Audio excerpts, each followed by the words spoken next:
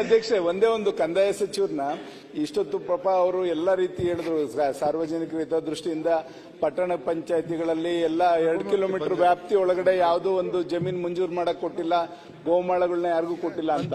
ಒಂದು ಕಂದಾಯ ಸಚಿವರು ಗಮನಕ್ಕೆ ತರ್ತೇನೆ, ನಮ್ಮಲ್ಲಿ ಗೋಮಾಳ ಕಮ್ ಪಟ್ಟಣ ಪಂಚಾಯತಿ ವ್ಯಾಪ್ತಿನಲ್ಲಿ ಕಾಂಗ್ರೆಸ್ ಆಫೀಸ್ಗೆ ಜಮೀನು ಮಂಜೂರು ಮಾಡಕ್ಕೆ ಹೊರಟಿದ್ದಾರೆ. ದಯಮಾಡಿ ಇಲ್ಲಿದೆ, ಅದನ್ನ ಯಾವ ತರ ನೀವು ಕನ್ಸಿಡರ್ ಮಾಡ್ತೀರಾ? ಜನಗಳಿಗೆ ಕೊಡ್ಲಿಕ್ಕೆ ನಾವು ಏನೇನೋ ಕಾನೂನು ತರ್ತೀವಿ, ಈ ಕಚೇರಿಗಳಿಗೆ ಕೊಡಕ್ಕೆ ಗೋಮಾಳ ಕಮ್ ಇದು ಏನು ಪಟ್ಟಣ ಪಂಚಾಯತಿ ವ್ಯಾಪ್ತಿನಲ್ಲಿ ಕಾಂಗ್ರೆಸ್ ಆಫೀಸ್ಗೆ ಈಗಾಗಲೇ ತಹಸೀಲ್ದಾರ್ ಇದನ್ನ ಮಾಡಿ AC ಅವರು ಕೂಡ ಇದನ್ನ ರೆಕಮೆಂಡ್ ಮಾಡಿ ಎಲ್ಲ ಕಳಿಸಿದ್ದಾರೆ. ದಯಮಾಡಿ ತಮಗೆ ಇದನ್ನು ಕಳಿಸ್ಕೊಡ್ತೀನಿ. ಯಾವ ತರ ಈ ತರ ಮಾಡ್ಲಿಕ್ಕೆ ಈ ತರ ತಾರತಮ್ಯ ಯಾಕೆ? ಜನಗಳಿಗೂ ಅದೇ ರೀತಿ ಕಾನೂನು ಕೊಟ್ಟು ಅವ್ರಿಗೂ ಮಂಜೂರು ಮಾಡ್ಕೊಡಿ. ಅಲ್ಲ, ಮಾನ್ಯ ಸಭಾಧ್ಯಕ್ಷರೇ ಹೇಳಿದ್ರು, ಬಡವರಿಗೆ ಜಮೀನು ಕೊಡೋದಕ್ಕೆ ಬಹಳ ಕಷ್ಟ ಇದೆ ಕಾನೂನು ಒಳಗಡೆ ಅಂತ.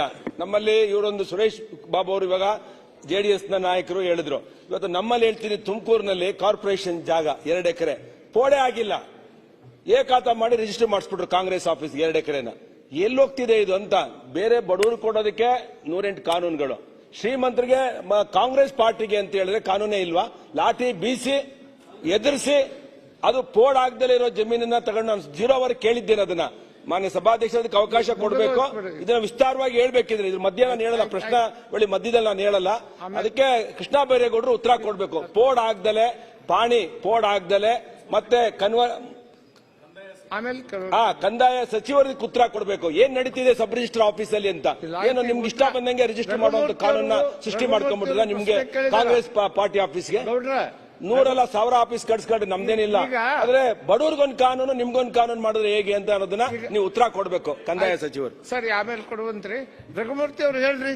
ಕಂದಾಯ ಸಚಿವರಲ್ಲಿ 1517 ಪ್ರಶ್ನೆಯನ್ನ ಕೇಳ್ತಾ ಇದ್ದೀನಿ. ಸಚಿವರು ಮಾನ್ಯ ಸಚಿವರೇ, ಗೌರವಾನ್ವಿತರಿಗೆ ಉತ್ತರ ಒದಗಿಸಿಕೊಟ್ಟಿದ್ದೇವೆ. ಮಾನ್ಯ ಅಧ್ಯಕ್ಷರೇ, ನಂದು ಉತ್ತರ ಬರಲಿಲ್ಲ. ದಯಮಾಡಿ ಎಲ್ರಿಗೂ ಸ್ಪಷ್ಟನೆ ಕೊಡ್ತೀರಾ? ದಯಮಾಡಿ ಇದನ್ನು ಕೊಡಿ ಆಮೇಲೆ ಪ್ಲೀಸ್. ಅಲ್ಲಲ್ಲ, ಸುರೇಶ್ ಗೌಡ್ರು 0 ಅವರ್ ಲೋನ್ ಕೇಳಿದ್ದಾನೆ ಅಂದ್ರು. ಅದಕ್ಕೆ ಅವಾಗ ಕೇಳುವಂತ್ರಿ. ಆಯ್ತು, ಈಗ ರಘುಮೂರ್ತಿ ಅವರು ಎದ್ದು ನಿಂತಿದ್ರು, ಅವ್ರು ಕೇಳಿ ಅಂತ ನಾನು ಹೇಳಿದ್ದೇನೆ. ಸಾಹೇಬ್, ಕಂದಾಯ ಜೀರೋ ಅಂತ ಹೇಳಿದಾಗ ನೀವು ಕುತ್ಕೊಳ್ರಿ. ರಘುಮೂರ್ತಿ ಅವರು ಕೊಟ್ಟಿದ್ದಾರೆ, ನಾ ಚೆಕ್ ಮಾಡ್ತೀನಿ. ಆಯ್ತಾಯ್ತು. ಜಾಣಕ್ಯೌಡು ಕೃಷ್ಣ ಬೈರೇಗೌಡ ಅಲ್ರಿ, ಅವರು ಹೇಳ್ರಿ. ನಂದು ಪ್ರಶ್ನೆ. ಹೇಳ್ರಿ. ಚಳ್ಳಕೆರೆ ತಾಲೂಕಲ್ಲಿರ್ತಕ್ಕಂಥ ಪರಶುರಾಂಪುರ ಹೋಬಳಿಯನ್ನ ತಾಲೂಕಾಗಿ ಮಾಡ್ಬೇಕಂತ ಹೇಳಿ ನನ್ನ ಪ್ರಶ್ನೆ. ಈ ಪ್ರಶ್ನೆ ಇದು 13 ವರ್ಷಗಳಿಂದ ಕೇಳ್ತಕ್ಕಂಥ ಪ್ರಶ್ನೆ ಅಧ್ಯಕ್ಷರೇ. 2013-14ರಿಂದ 13ನೇ ವರ್ಷ. ಈಗ ಪ್ರತಿ ಅಧಿವೇಶನಗಳಲ್ಲಿ ಕ್ವಶನ್ ಕೇಳ್ತಾ ಇರ್ತೀನಿ, ಇದೇ ರೀತಿ ಉತ್ತರನ ನಾನು ಪಡಿತಾ ಇದ್ದೀನಿ. ಅಂದ್ರೆ ನಮ್ಮ ಸಚಿವರು, ಕಂದಾಯ ಸಚಿವರು, ಬಹುಶಃ ನಾವು ಹೊಗಳಿಕೆಗೆ ಹೇಳಲ್ಲ, ಅವರು ಬಹಳಷ್ಟು ಅವ್ರ ವಯಸ್ಸಲ್ಲಿ ಚಿಕ್ಕವರಿದ್ದನ್ನು ಕೂಡ ಬಹಳಷ್ಟು ಖಾತೆಗಳನ್ನ 13ರಿಂದ 14ರಲ್ಲಿ ಅವರು ಕೃಷಿ ಸಚಿವರಾಗಿರ್ತಾರೆ. ಜೊತೆಗೆ 18ರಿಂದ 19ರಲ್ಲಿ ಅವರು ಗ್ರಾಮೀಣಾಭಿವೃದ್ಧಿ ಸಚಿವರಾಗಿ ಕಾನೂನು ಸಚಿವರಾಗಿದ್ದಾರೆ. ಈಗ ಕಂದಾಯ ಸಚಿವರಾಗಿದ್ದಾರೆ. ಎಲ್ಲಾ ಖಾತೆಗಳಲ್ಲಿ ನಿರ್ವಹಿಸುವಂತ ಸಂದರ್ಭದಲ್ಲಿ ಏನೆಲ್ಲ ಅವ್ಯವಸ್ಥೆಗಳಾಗಿರ್ತದೆ ಅದನ್ನೆಲ್ಲ ಗುರ್ತಿಸಿ ಅದಕ್ಕೆ ನ್ಯಾಯ ಕೊಡ್ತಾರೆ.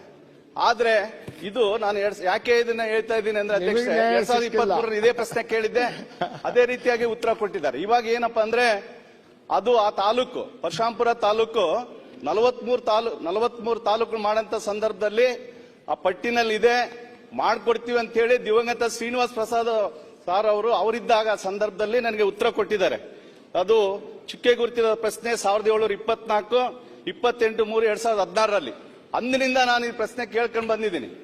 ಆದ್ರೆ ಈಗ ನಾನು ನಮ್ಮ ಸಚಿವರಲ್ಲಿ ಇದಕ್ಕೆ ನ್ಯಾಯ ಕೊಡ್ತಾರಂತ ನಿರೀಕ್ಷಣೆ ಮಾಡಿ, ಯಾಕಂದ್ರೆ 23ರಲ್ಲಿ ಕೇಳಿದೆ, 24ರಲ್ಲಿ ಕೇಳಿಲ್ಲ. 1 ವರ್ಷ ಇರ್ಲಿ, ಇನ್ ಮುಂದೆ ಮಾಡ್ತಾರೆ ಅಂತ ಟೈಮ್ ಕೊಟ್ಟು. ಆದ್ರೆ ಈಗ ಅದೇ ಒಂದು ಉತ್ತರನ ನಾನು ನಿರೀಕ್ಷಿಸಿದ್ದೀನಿ.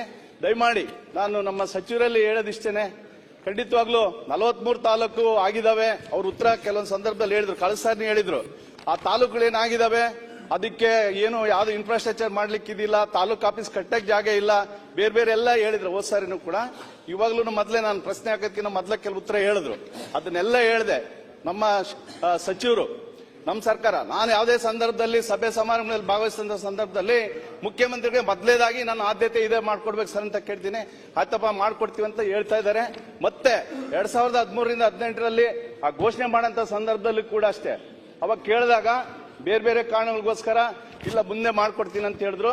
ಹಾಗಾಗಿ ಈ ಬಾರಿ ನಾನು ಅವರನ್ನು ನಿರೀಕ್ಷೆ ಮಾಡೋದು ಇಷ್ಟೇನೆ, ಈ ತಾಲೂಕನ್ನ ಮಾಡಿಕೊಡ್ಲೇಬೇಕು ಅಂತ ಹೇಳಿ ಕೇಳ್ತೀನಿ ಸರ್. ಮಾನ್ಯ ಸಚಿವರು ನಮ್ಮಲ್ಲಿ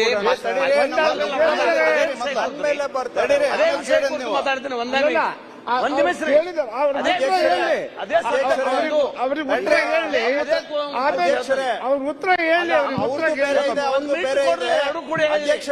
ಅಲ್ಲ ಅವ್ರ ಉತ್ತರ ಹೇಳಿ, ಆಮೇಲೆ ನೀವು ಕೇಳಿ. ನನ್ನ ಕ್ಷೇತ್ರದಾಗ ತಾಲೂಕ್ ಕೇಳಿದಾರೆ. ಮಾಲಿಂಗ್ಪುರ್ ತಾಲೂಕು ಬೇಡಿ 4 ವರ್ಷದಿಂದ ಧರಣಿ ಸತ್ಯಾಗ್ರಹ ನಡೆಸ್ತಾರ. ಆ ಮಾಲಿಂಗ್ಪುರ್ ಇನ್ನೂ ಘೋಷಣೆ ಮಾಡಲಿಲ್ಲ. ಸಾಕಷ್ಟು ಸಚಿವರನ್ನ ಸಿಎಂನ ನೀವು ಪ್ರಶ್ನೆ ಹಾಕಿ. ಈಗ ರಘುಮೂರ್ತಿ ಅವ್ರ ಪ್ರಶ್ನೆ ಹಾಕಿದ್ದಾರೆ, ನೀವು ಕೇಳ್ರಿ, ಆಮೇಲೆ ಕೇಳ್ರಿ, ಅವ್ರಿಗೆ ಉತ್ತರ ಕೊಡ್ತಾರೆ ಸಚಿವರು. ಈಗ ಆಲ್ರೆಡಿ ಸಾಕಷ್ಟು ಮುಖ್ಯಮಂತ್ರಿಗಳನ್ನೇ ಹೇಳಿದ್ರು, ನಮ್ಮ ಸರ್ಕಾರ ರಚನೆ ಆದ್ರೆ ತಕ್ಷಣ ಮಾಲಿಂಗ್ಪುರ್ ತಾಲೂಕು ಬರ್ತದೆ. ಸರ್ಕಾರ ರಚನೆ 2.5 ವರ್ಷ ಅವ್ರ ಉತ್ತರ ಹೇಳಿ, ತಾಲೂಕು ಘೋಷಣೆ ಮಾಡಿಲ್ಲ. ಅವ್ರ ಉತ್ತರ ಹೇಳಿ. ನಿರಂತರವಾಗಿ ಅವ್ರು ಸತ್ಯಾಗ್ರಹ ಮಾಡ್ತಾ ಇದ್ದಾರೆ. ಅದೇನೇ ಹೇಳ್ತಾರಲ್ಲ ಆ ಶಾಸ್ತ್ರ ಅದಕ್ಕೂ ಹೇಳ್ರಿ, ಆಮೇಲೆ ಕೇಳ್ರಿ, ಅದು ನಮ್ಮ ಉತ್ತರ ಬರ್ಲಿ, ತಡೀರಿ. ನಿಮ್ ಜೊತೆ ಮಾಡ್ಲಿ, ನಿಮ್ದು ಮಾಡ್ಲಿ ಮೊದಲ. ಈ ತರ ಆಗ್ತದಂತಾನೆ ಅವ್ರ ಸಚಿವರು ಬೇರೆ ಬೇರೆ ನಿರ್ಣಯ ತಗೋತಾರೆ. ಬೇರೆ ಬೇರೆ ಕೇಳ್ತಾರೆ ಅಂತಾನೆ ಏನಂತ ಕೂತ್ಕೊಳ್ರಿ. ಆಯ್ತಾಯ್ತು, ತಾವ್ ಹೇಳಿ. ಈಗ